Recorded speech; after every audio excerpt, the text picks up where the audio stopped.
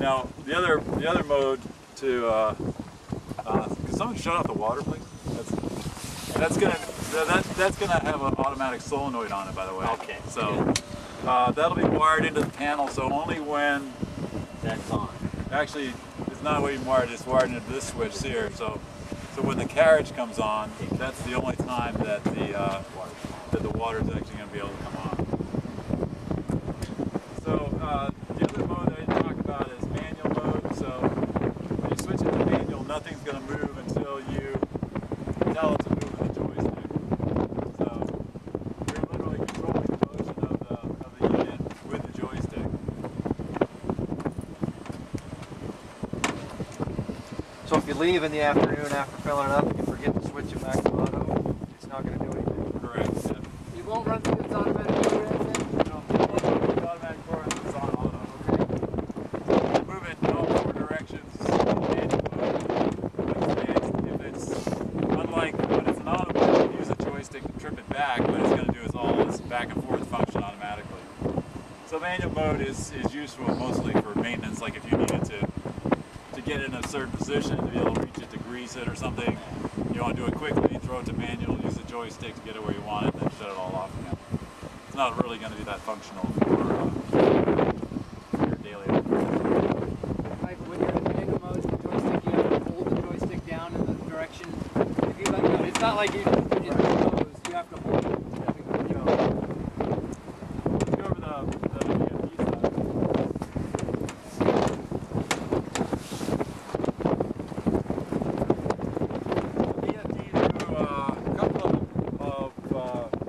Primary functions for the system. They're controlling the drive motor, so they'll take the signal from the controller and they reverse the direction of the motor, and they also control how fast it speeds up and slows down, and also the rate of the speed of the motors. They're all variable speeds, variable speed drives. So this is the end-to-end motor right here. I'll label this before we go. And this is the side-to-side drive here. And so this thing is cutting this Z pattern as it moves through the material because it's moving in both directions at the same time. And you can change the shape of that Z pattern by speeding up the end-to-end drive in particular. So it's moving, if you have this one dialed way up, it's going to be moving forward faster, so it's going to get this wide Z that goes back and forth. So you get to control that function. And it can be for you may want to have the engine drive a little quicker, so you can lower that back faster so you can get through your load cycle. And then try to program those two so the Z pattern is moving forward about 2 feet for every side-to-side motion. So that means that it's mixing everything up as it's going through that Z. If it's a wider Z, then it's missing some materials, leaving little triangular wedges. What are the centers on these uprights? 2 feet. 2 feet, so as long as you're 2 feet. Yeah, good way to explain it.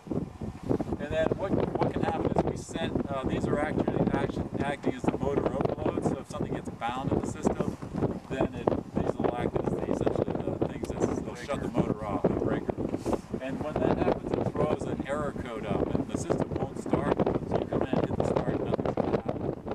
So what will have to happen is you have to look at the error code. This is voltage of its current overload.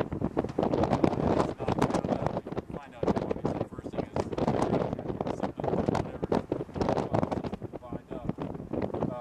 You hit reset, that'll take away the error code, allow the system to start again. But if the bine's still there, then it's just going to fall down again. But that's primarily what you get into this panel, is if you want to adjust these speeds, or you need to do it with error code. And Where are those set at?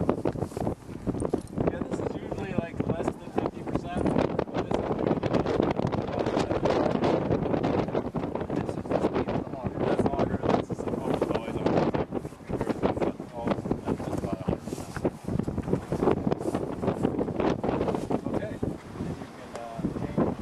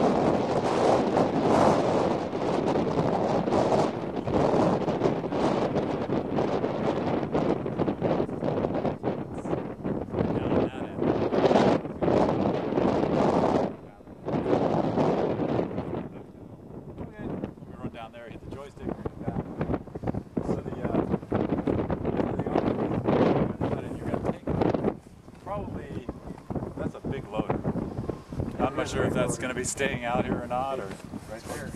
so it's Is going it to wide enough to cross this whole thing, or It is should be. it? It's a big bucket.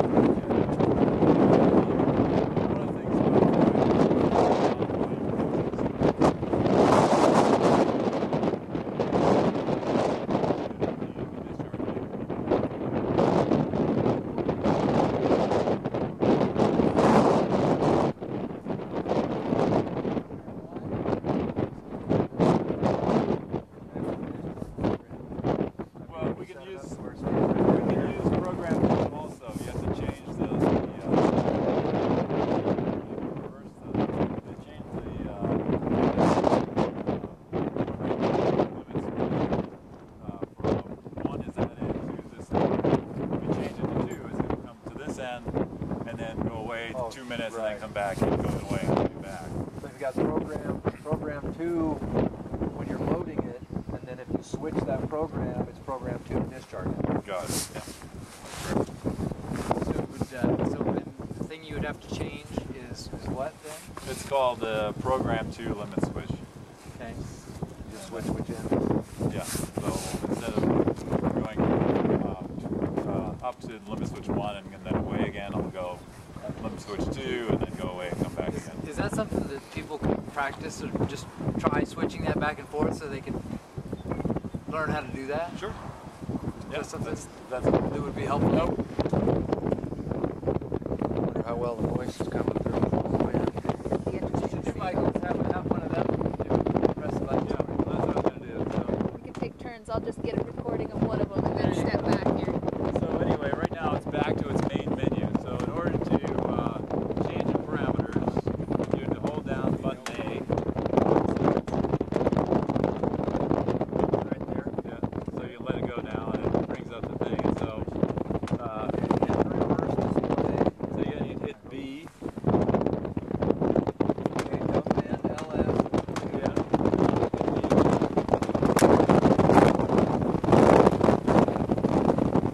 Purge cycle, is that the purge? Is that the discharge?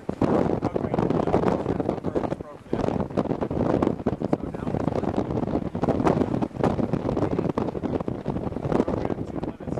So right now it's on 1, and that's where you change that to 2. okay, we'll change that one to B again, No, or? you press OK, and that lets you change the value. Okay. Then you hit the up button to show you the limit switch 2. Oh, and then you get 0002. Then you hit OK, and that's it. So now that's saved it to where it's running on the other Yeah. end. And just repeat the process to switch it back. Yeah. Okay.